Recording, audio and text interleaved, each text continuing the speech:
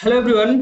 So students, आज के इस वीडियो में हम लोग क्लास 10th के यूपी बोर्ड के लिए, किस बोर्ड के लिए स्टूडेंट्स? यूपी बोर्ड के लिए क्लास 10th के लिए हिंदी में जो सिलेबस है उसके बारे में अच्छे से डिस्कस करेंगे। आपको हम बताएंगे कि क्लास 10th में कहां से कितने क्वेश्चन आपके बोर्ड एग्जाम में आएंगे। और ये आपका यूपी बोर्ड द्वारा जारी किया हुआ फुल सिलेबस है, जिसमें से आपको कहां से कितने क्वेश्चन तैयार करने हैं, कैसे करने हैं, ये सारी चीजें आज के इस वीडियो में हम आपको बताने वाले हैं। सो स्टूडेंट, सबसे पहले मैं आपको बता दूं, अगर आप यूपी बोर्ड क्लास 10th में हैं और आपका बोर्ड एग्जाम है तो ये वीडियो आपके लिए बिल्कुल इंपॉर्टेंट है, बहुत इंपॉर्टेंट है, क्योंकि स्टूडेंट्स को जब तक पता ही नहीं रहेगा कि क्वेश्चन आता कहां से है, क्वेश्चन आएगा कहां से, वो किस तरह से तैयारी करेंगे। क्योंकि बहुत सारे स्टूडेंट्स को प्रॉब्लम होती है कि वो एक दो चैप्टर में ही लगे रह जाते हैं और पता चलता है उससे एक क्वेश्चन आया या दो क्वेश्चन आया, तो ये बहुत बड़ी जो है गलती हो जाती है स्टूडेंट से और बाद में स्टूडेंट्स को प्रॉब्लम होती है। हिंदी का पेपर की अगर मैं बात करूं तो जो क्लास 10th का होगा वो टोटल 70 मार्क्स का होगा, जो सब्जेक्टिव आपका जो पेपर आएगा बोर्ड एग्जाम में।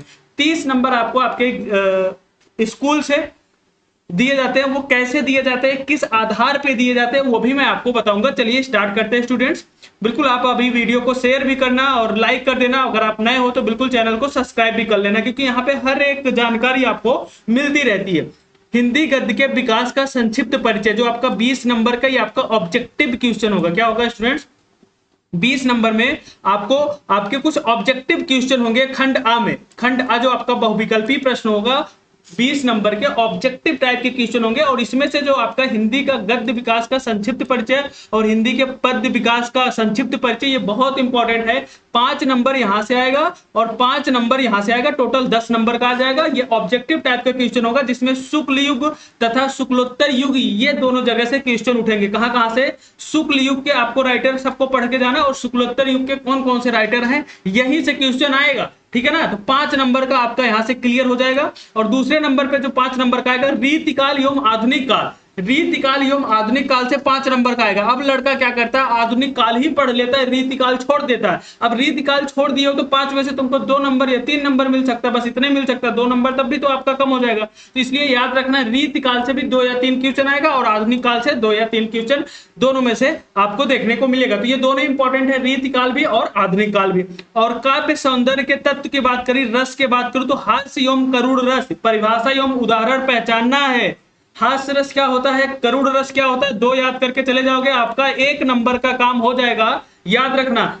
ख नंबर पे आएगा आपका अलंकार होगा, जिसमें अर्थालंकार में उपमा, रूपक एवं उत्प्रेक्षा अलंकार, लक्षण एवं उदाहरण, ये आपको पढ़ना पड़ेगा ही। अगर आप अभी से पढ़ लेते हो तो अभी नंबर मिल जाएगा बोर्ड एग्जाम में, और 11th में भी आपको नंबर मिल जाएगा, 12th में भी नंबर मिल जाएगा। और आगे चल के अगर यूपी गवर्नमेंट की तैयारी करते हो तो वहां पे भी पढ़ना पड़ेगा। तो एक ही बार आपको पढ़ना है तो अभी पढ़ लो, हाई स्कूल में ही पढ़ लो, 1 नंबर यहां से आपका क्लियर हो जाएगा। जिसमें छंद में बात करूं तो सोठा एवं रोला आपके सब्जेक्ट में है, आपके सिलेबस में है। लक्षण एवं उदाहरण इसको याद कर लेना, लर्न कर लेना, अभी 1 नंबर फिक्स हो जाएगा। बच्चा क्या करता है, बच्चा लास्ट टाइम में हिंदी के पेपर के 2 दिन पहले आता है अलंकार, छंद और रस पढ़ने के लिए, और वो रट के चला जाता है और पेपर में फंस गया तो ठीक है, नहीं फंसा तो फिर वो सत्यानाश हो जाता है। तो ये गलती आप मत करना। ये चारों चीजें अभी से पढ़ लेना यार, क्लियर कर लेना। हास्य रस करुण रस दोनों पढ़ लेना, एग्जाम्पल भी याद कर लेना। लास्ट ईयर प्रीवियस ईयर मैं कराऊंगा, वहां पे आके कर लेना, ठीक है ना। और हिंदी व्याकरण की बात करूं तो यहाँ पे उपसर्ग और प्रत्यय बहुत ही आसान होता है यार। उपसर्ग जो पहले लगा होता है, प्रत्यय जो बाद में लगा होता है, और इसी उपसर्ग से आपको ना शब्द बनाने को आएगा, शब्द की रचना करने के लिए। अन से, अधि से, अप से, अनु से, उप से, सह से, निर अभि से, ये बहुत इंपॉर्टेंट है और बहुत आसान है। आपके अगर एग्जाम में आपके स्कूल में गुरुजी आपको बताएंगे तो बहुत ही आसान है। उपसर्ग अगर नहीं बता रहे तो आप बिल्कुल पढ़ लो, उपसर्ग और प्रत्यय। अगर फिर भी आपको नहीं समझ में आ रहा तो हमें कमेंट्स करके बताओ कि भैया उपसर्ग और प्रत्यय का एक वीडियो आप हमें बताइए, बना के बताइए कैसे करना है बोर्ड एग्जाम। बिल्कुल हम बता देंगे। किसी भी चैप्टर में प्रॉब्लम हो कमेंट्स करिए, ठीक है ना। और अपने दोस्तों से भी कमेंट्स कराइए, ज्यादा से ज्यादा कमेंट्स जिस चैप्टर पे आएगा वो मैं पहले ही कंप्लीट करा दूंगा और बोर्ड एग्जाम के लिए तैयारी तो कराऊंगा ही कराऊंगा। डी यहाँ पे ग ऑप्शन पे समास, जिसमें द्वंद्व और दीर्घ बहुत ही आसान है। द्वंद्व समास बहुत आसान है, दीर्घ समास देख के ही पहचान जाओगे, तो ये भी आसान है। आप पढ़ोगे, अभी आप तैयारी स्टार्ट कर रहे हो ना, अभी आप पढ़ोगे तो सारी चीजें समझ में आएगी। फिर भी नहीं समझ में आएगी तो हम हैं, ठीक है ना, हम हैं। और मेरे हिंदी में 95 मार्क्स, कितने मार्क्स है स्टूडेंट्स हिंदी में? 95 है। तो नंबर लाना कैसे, ये सारी चीजें हम बताएंगे, बस आप चैनल से जुड़े रहो। और ग नंबर पे तद्भव तत्सम शब्द का पर्यायवाची, ठीक है ना। तद्भव तत्सम शब्द का पर्यायवाची याद कर लेना भाई, सिंपल सा है। और 5th नंबर में संस्कृत व्याकरण, क्या ये इंपॉर्टेंट है आपके लिए, ये आपको थोड़ा सा दिक्कत कर सकता है, लेकिन अगर आप अभी से पढ़ोगे तो कोई दिक्कत नहीं करेगा। संस्कृत व्याकरण में आपको संधि पढ़नी है, यड़ पढ़नी है, परिभाषा उदाहरण पहचानना है, शब्द रूप में फल का, मध्य का, मधु का, नदी का सभी विभक्ति एवं रूप को लिखना है। बच्चा बाद में पूछता है कि गुरुजी बता दो शब्द रूप कौन से याद करके जाते, गुरुजी नदी और मधु का बता देते हैं, एक फंस जाता है। तो आप देख लो कौन कौन सा आएगा, फल, मति, मधु एवं नदी, इसमें से पढ़ के जाना। बिल्कुल 7 सेटों में से 4 से 5 सेट में इसी में फंसेगा यार, क्या बात करते हो, यही फंस जाएगा पांचों। आप पढ़ लेना, क्योंकि सिलेबस ही आप पढ़ के चले जाओ, जितना सिलेबस में दिया इतना ही पढ़ के चले जाओ, फिर भी आप 90+ लेके आओगे। ग ऑप्शन पे है धातु रूप, क्या है धातु रूप, पठ, हस, लट, लोट, विधिलिंग, योम, लिट लकार, लंड लकार, ये आपको पढ़ना है ग ऑप्शन पे, ठीक है ना। ये सारी चीजें आप नोट कर लेना, क्या कर लेना, नोट कर लेना, फिर एक एक चीज करके आपको पढ़ना, क्योंकि क्वेश्चन एक ही जगह से नहीं आएगा, थोड़ा थोड़ा करके हर जगह से क्वेश्चन आएगा। ये आपका कंप्लीट हो जाएगा कितने नंबर के स्टूडेंट्स, 20 नंबर का यहां से कंप्लीट हो जाएगा, ऑब्जेक्टिव होगा और बिल्कुल आप सही कर सकते हो। 10 से 15 मिनट में ये 20 नंबर आपके मुट्ठी में हो जाएगा, अगर आप अच्छे से थोड़ी सी मेहनत करके पढ़ते हो। खंडबा जाता है यहाँ पे 50 नंबर का, यहाँ पे वेटेज अच्छा है, खंडबा 50 नंबर का। वर्णात्मक देखो, जो ये 20 नंबर का ना, ये फ्री का है, 30 नंबर आपके स्कूल से मिल जाएगा, वो भी फ्री का होगा, क्योंकि ये ऑब्जेक्टिव टाइप का क्वेश्चन है। यहाँ पे कि जो एग्जामिनर है ना, 1 नंबर भी नहीं काट पाएगा, आधा नंबर भी नहीं काट सकता, आधा नंबर भी नहीं काट सकता। अगर आपका सही है ना, पूरा देना पड़ेगा, इतू सा नहीं काट सकता, छोटा सा भी नंबर नहीं काट सकता, यह बात याद रखना, पूरा नंबर उसको देना पड़ेगा, इसलिए ये बहुत ही अच्छे से पढ़ के जाना। खंडबा की बात करता हूं, वर्णात्मक प्रश्न की अगर मैं बात करूं तो यहाँ पे आपका आएगा गद्य हेतु निर्धारित पाठ्य वस्तु से गद्यांश पर आधारित प्रश्न। ये 3x2 क्या है पता है, 3x2 क्या है? आप आधा गलत लिख के चले आते हो और सोचते हो कि अरे 6 में से 5 नंबर तो मिल ही जाएगा। कैसे मिल जाएगा भाई, यहाँ पे डिवाइड किया गया 3x2। यहाँ पे आपका जो गद्यांश है ना, गद्यांश है ना, उसमें आपको क्या करना है, गद्य हेतु निर्धारित पाठ्य वस्तु से गद्यांश पर आधारित प्रश्न आएगा, जिसमें वो जो प्रश्न रहेगा ना, उसमें से आपको डिवाइड किया 3 प्रश्न रहेगा 2 नंबर का, ठीक है ना, 2-2 नंबर का। तो हर एक प्रश्न पे आपको 2 नंबर मिलेगा और आंसर सही लिखोगे तभी मिलेगा, नहीं तो नहीं मिलेगा, ये बात याद रखना। सेकंड नंबर में करते हैं पद हेतु निर्धारित पाठ्य वस्तु से पद्यांश पर आधारित प्रश्न, यहाँ पे भी आएगा, ये भी 6 नंबर आपका क्लियर हो जाएगा, प्रैक्टिस करोगे तो समझ में आ जाएगा। संस्कृत गद्यांश का संदर्भ सहित हिंदी अनुवाद, देखना संदर्भ सहित हिंदी अनुवाद, और यहाँ पे क्या लिखा देख रहे हो, 3 + 2 = 5 लिखा, यानी कि 2 नंबर आपका ना संदर्भ के लिए। अगर आपको संदर्भ आता है तो बहुत बेहतरीन तरह से लिख दोगे ना, 2 नंबर तुरंत मिल जाएगा। और अनुवाद में कितना भी अच्छा करोगे, अनुवाद 3 नंबर का है, राइटिंग भी अच्छी होगी, बिल्कुल करेक्ट करोगे तब आपको 3 नंबर मिलेगा, नहीं तो 2 नंबर आपको बिल्कुल आसानी से मिल जाएगा। तो यहाँ 5 में से 4 आप बिल्कुल ला सकते हो।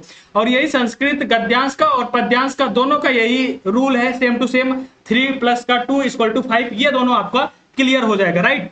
अब आते हैं खंड काव्य पे, जो आपका खंड काव्य होगा, चरित्र चित्रण होगा, वहां पे आपको पढ़ के जाना है और अच्छे से बेहतरीन तरह से लिखना है। वहां पे 3 नंबर आपको मिल जाएगा, प्रैक्टिस करना, लिखना कॉपी पे, तो अच्छे से आप कर पाओगे। 6 नंबर में अगर मैं बात करूं स्टूडेंट्स, जीवन परिचय लेखकों का आएगा, और जीवन परिचय कैसे लिखना है ये सारी चीजें मैं आपको बताऊंगा, किस तरह से आपको लिखना है, जिससे एग्जामिनर देखते ही ना उसका दिल खुश हो जाए और आपको पूरे 5 में 5 मिल जाए। तो 5 में 5 लाने के लिए आपके अंदर एक कला होनी चाहिए कि हम एग्जामिनर को कैसे खुश करें कि देखते ही वो 5 नंबर देने के लिए मजबूर, उसकी कलम रुके ही ना, ऐसा लिखना है, ठीक है ना। वो कैसे लिखना है मैं आपको बताऊंगा। निर्धारित पद खंड के पाठ्य वस्तु से संबंधित कवियों का जीवन परिचय, यहाँ पे भी 5 नंबर आप बिल्कुल पा जाओगे, बहुत ही बेहतरीन तरह से पा जाओगे, ये बात याद रखना। आगे बढ़ते हैं नेक्स्ट पे, 7वें नंबर पे जो है संस्कृत खंड का पाठ्य वस्तु से कंठस्थ एक श्लोक है जो प्रश्न पत्र में ना आया हो। एक आपको श्लोक लिखना होगा जो प्रश्न पत्र पे ना आया हो, तो आप 1-2 याद करके जाना, जो अगर एग्जाम में भी आ जाता है, यानी कि पेपर में भी आ जाता है, फिर भी आप लिख लो, ये चीजें आपको ध्यान रखनी है। 8 नंबर में संस्कृत खंड के पाठ्य वस्तु पर आधारित प्रश्नों में किन्हीं 2 प्रश्नों का संस्कृत में उत्तर देना, तो ये भी आपको लर्न करके जाना है। निबंध देखना, अब यहाँ पे निबंध है, निबंध रचना वैज्ञानिक विज्ञान पे, सामाजिक, धार्मिक, सांस्कृतिक और आर्थिक समस्याओं एवं जनसंख्या, स्वास्थ्य, शिक्षा, पर्यावरण एवं यातायात के नियमों पर आधारित विषय। अब इसी में से आएगा निबंध रचना। पता है तुम्हें, निबंध याद करके नहीं जाना है।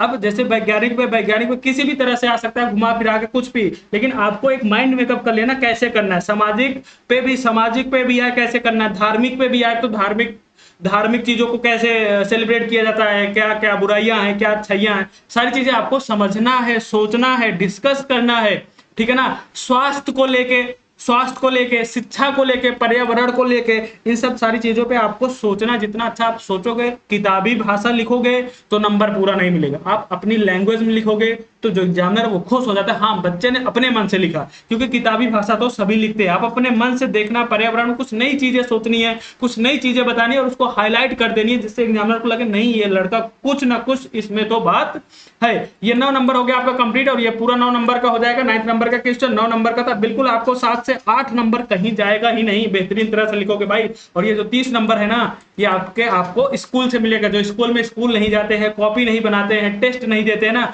उन्हीं को 28 और 27 और 25 मिलता है। किसको?